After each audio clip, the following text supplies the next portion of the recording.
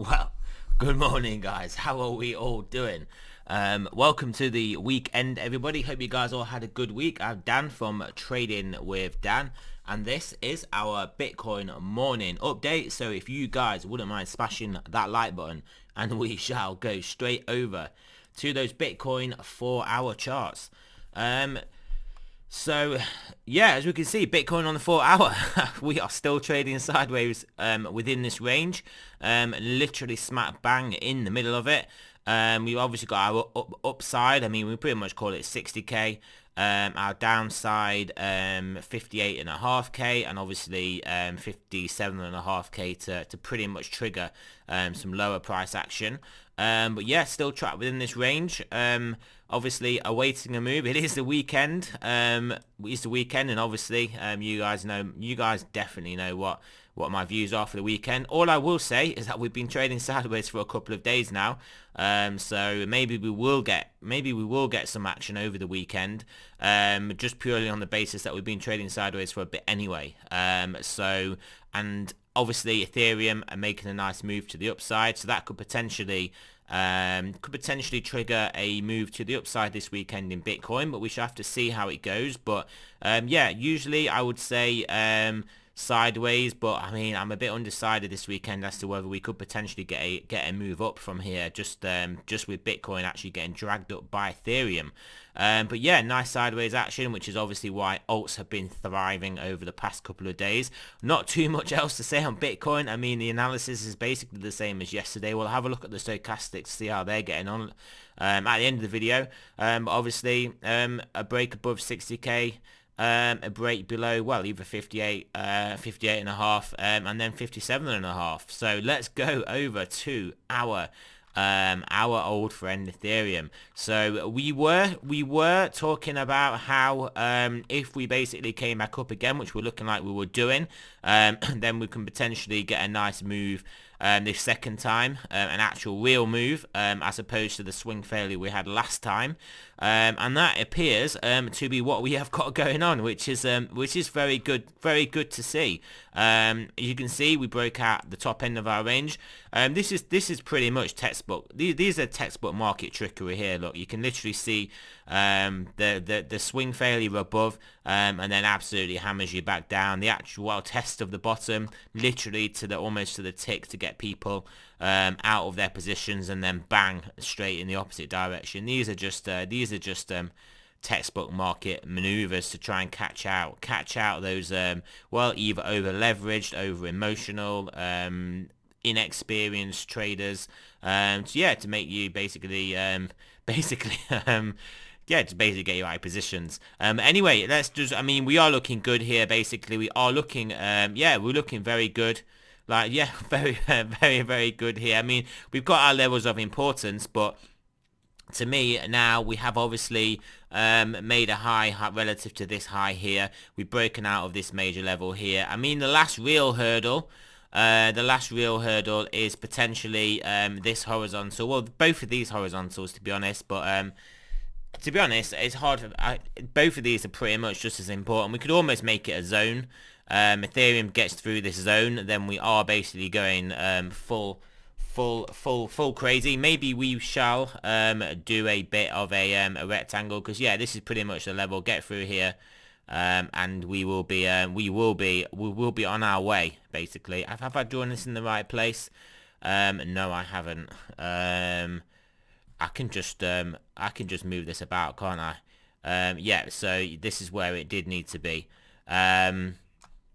Yeah, so basically this zone here, Ethereum gets over here, and in the Satoshi pairing, then we are basically gonna go wild. Yeah, and then obviously with potential targets, I think we did speak about yesterday, up to this horizontal and then actually the top of this channel. So yeah, at present looking good for our Ethereums. So maybe someone knows something we don't know about upgrades, or just minor consensus with what they want to do or don't want to do and trouble they want to cause. Maybe we are looking good. Maybe we're looking quite weak for a while and just had to have a bit of a nice pump. But yeah, we'll have a look at it against the USD pairing, obviously. I mean, we did speak about what we needed to do in Ethereum. We were looking bad until we got back above 1750. 1750 looked okay, and then 1850 was the next level. Get above 1850, and then we were going full bullish again, which is literally what happened, and taking out the high here. Currently on a 4-hour 9, so not surprising to see a bit of a pullback here. Could easily pull back to this horizontal, which is basically the previous all-time high. Maybe we pull back even lower. Maybe we basically come and play out this range, which is the bullish area, 1850, above 1850. Maybe we do that, or maybe we just continue catapulting our way upwards up to the 2,500s. I haven't actually got any targets drawn on here at the moment, but yeah, obviously we all know our 8K end of year target for Ethereum. But yeah, looking good. Bitcoin dominance, as you can see, getting wrecked. I mean, it just kind of shows you that yeah, whilst wasn't a real good read to read from here, when we do get a proper move, it obviously just kind of tell us something about what is going on. And this is a proper move. This is Bitcoin dominance. I believe I have done the longer term analysis of this, which was a swing failure out of this ascending broadening wedge, a potential, well, it's not really a head and shoulders, but you can kind of see, you can kind of squint. But yeah, I mean, the target is down here, guys. The target is this trend line. The target is this trend line, guys, and you don't need me to tell you what Bitcoin dominance getting down to basically sub 50 is going to do for altcoins. It is going to absolutely moon some of them, especially on the base, especially because we are getting bifurcation within the altcoin market. So that means that those gains could be especially concentrated in certain altcoins in certain areas. So yeah, we could be seeing some spectacular gains if we get down there. Just have a quick look at DXY, how it ended the week. Let's go to the 4-hour. Let's go back up there. Yeah, as you can see, we have well, basically we're looking to try and reverse this, but obviously we've got these two levels to get back below. Pretty much sort of front ran here. I mean, this has been in quite a nice strong uptrend ever since the 25th of February, so it isn't going to reverse on a dime, put in a bit of a topping formation, potentially come back down. It's obviously in a zone of difficulty for the bulls. So yeah, we've just got to keep an eye on this, really. Realistically, above here, then like all bets are off. Do I think we're going to get above there? No, not unless literally all bets are off and we have a stock market crash of sorts.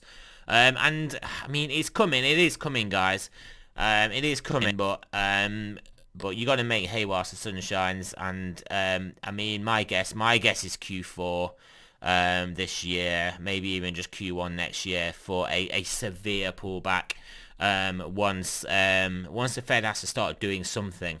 It is pretty much painted into a corner with lots of its bond buying programs, especially the mortgages. And once it realizes it has to take the foot off the gas with those, the market is going to hate it, basically. So yes, that is all I'll say about that. Yeah, so let's have a look. I'm trying to think, there's nothing else I needed to look at on here. Let's have a look at the stochastics then.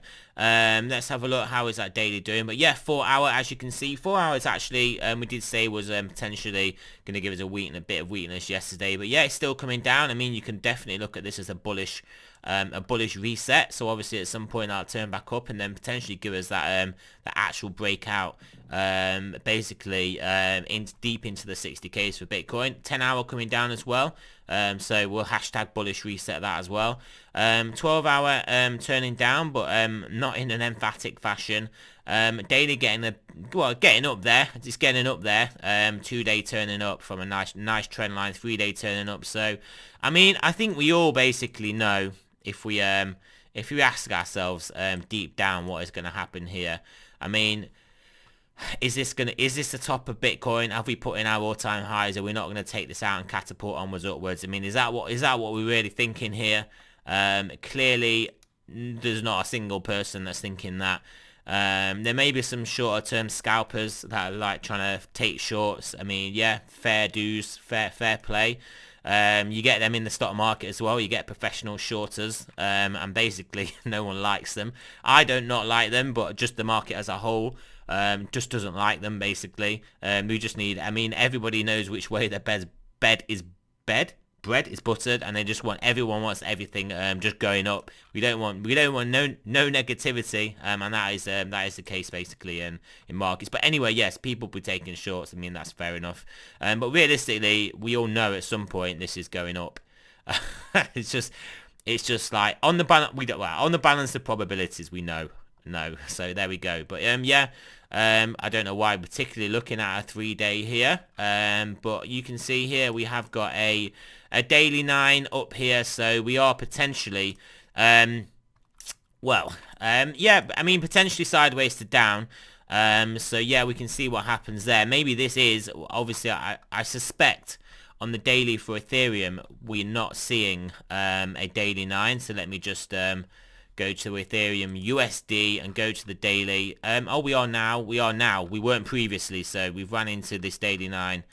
Ran into this daily 9 on Ethereum also. So yeah, maybe we're going to get a bit of a stutter step, a bit of consolidation here before basically catapulting on upwards.